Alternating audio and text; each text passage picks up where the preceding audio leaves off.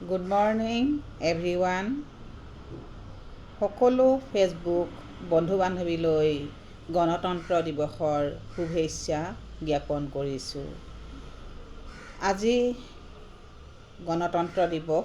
এই গণতন্ত্ৰ দিৱসনো আমি কিয় পালন কৰোঁ সেই বিষয়ে আপোনালোকৰ আগত অৱগত কৰিম। ভাৰত স্বাধীনতা লাভ কৰাৰ কিছু আগৰে পৰা ভাৰতবৰ্ষৰ সংবিধান ৰচনাৰ কাম আৰম্ভ হৈছিলে আৰু এই সংবিধান ৰচনাৰ বাবে এখন সভা গঠন কৰা হৈছিলে। এই সংবিধানখনৰ সভাপতি আছিল ভাৰতৰ প্ৰথমগৰাকী ৰাষ্ট্ৰপতি ডক্টৰ ৰাজেন্দ্ৰ প্ৰসাদ। সংবিধান সভাখনে সংবিধানৰ খচৰা প্ৰস্তুত কৰিবৰ বাবে 7জনীয়া এখন খচৰা কমিটি গঠন কৰি দিছিল। খচৰা কমিটিখনৰ সভাপতি আছিল ডক্টৰ বি.আৰ. আম্বেদকাৰ। এই খচৰা সমিতিখনৰ পৃথিৱীৰ বিভিন্ন সংবিধান পৰীক্ষা নিৰীক্ষা কৰি সংবিধান এখন খচৰা প্ৰস্তুত কৰি দিছিলে।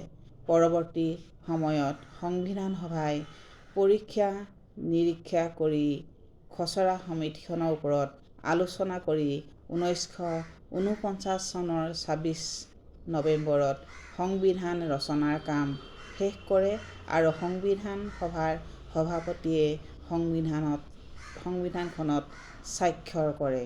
1950 চনৰ 26 জানুৱাৰীত সংবিধানখন ভাৰতীয় জনসাধাৰণৰ নামত অৰ্পণ কৰা হয় আৰু সেই দিনাৰে পৰা ভাৰতীয় সংবিধানখন কাৰ্যকৰী হয়।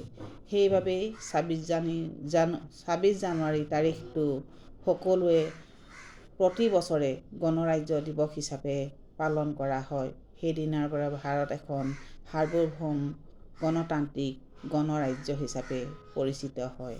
ধন্যবাদ।